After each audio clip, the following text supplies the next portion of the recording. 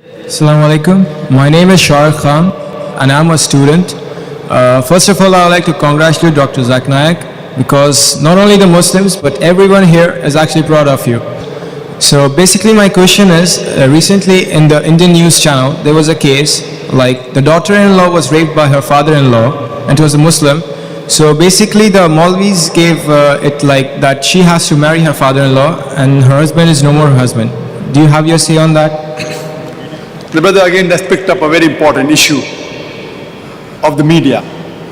And people may be aware that a few months back, there was a girl by the name of Imrana. She was raped by her father-in-law and the fatwa was given by the majority of the Indian scholars, ulmas.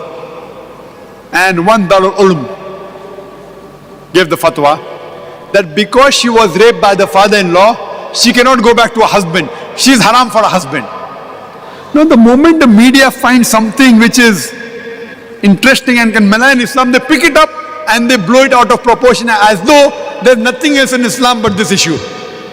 So the Indian press, what they did, most of the channels carried this news that the ulmas, the shuyukhs, the maulanas of Islam, they say a girl, she is raped by the father-in-law, she's a victim. But what does Islam say? Instead of supporting her, now Islam is telling she cannot go back to her husband. She is haram for the husband. And they use this news and they blew it out of proportion even till this day today. Again, I always say that if you don't know how to answer the media, the people should be trained. And later on, after a few weeks, there were some other Muslim scholars who said, no, she is not haram for the husband, she can go to her husband. Whoever is giving fatwa that she is haram for the husband is wrong. We are fighting like cats and dogs in front of the non-Muslims. We are washing our dirty linen in public. The joke is that both the groups of scholars are quoting the same verse of the Quran to give a fatwa. The group of scholars who say that she is haram for the husband, they are quoting a verse from the Quran from Surah Nisa, chapter number 4, verse number 22, which says that you cannot do nikah with the woman who your father has done nikah with. Now in Arabic, nikah has got two meanings. One meaning is marriage and the other meaning is sexual intercourse. And you ask any Arab who is well versed with Arabic, he'll tell you yes, nikah has got two meanings. One is marriage, the other is sexual intercourse. Now this first group of scholars, which are in majority belonging to a group of Darul Ulum, they take the meaning of nikah as sexual intercourse. So if you take the meaning of nikah as sexual intercourse, the verse of the Quran says that you cannot have sexual intercourse with your sister. You cannot have sexual intercourse with your paternal auntie, with your maternal auntie, and you cannot have sexual intercourse with that woman who has had sexual intercourse with your father.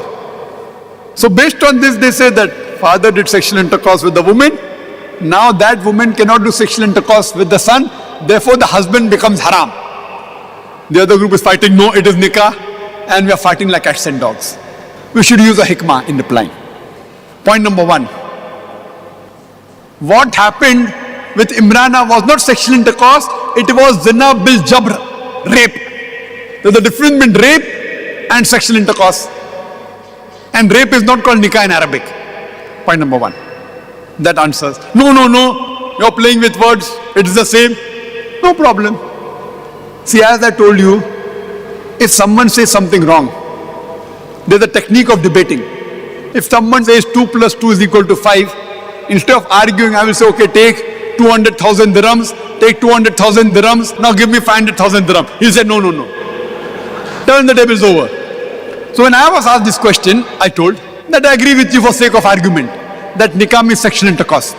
So the verse of the Quran would read that you cannot have sexual intercourse with your sister, with your paternal auntie, with your maternal auntie, and with the woman who has had sexual intercourse with your father.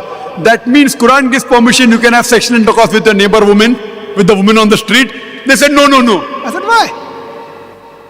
If you mean nikah means sexual intercourse, so Quran says don't do sexual intercourse with your sister, with your paternal auntie, maternal auntie, and the woman who your father had intercourse with. But you can have sexual intercourse with the neighbor woman, with the woman on the street, and the answer is no.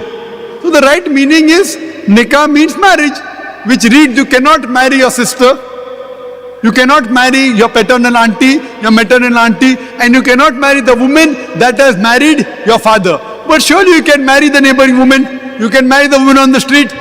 So with hikmah, without fighting who is right, you give this, and no ulama will ever say that you can do sexual intercourse zina with a girl on the street. So use your hikmah and the problem is solved.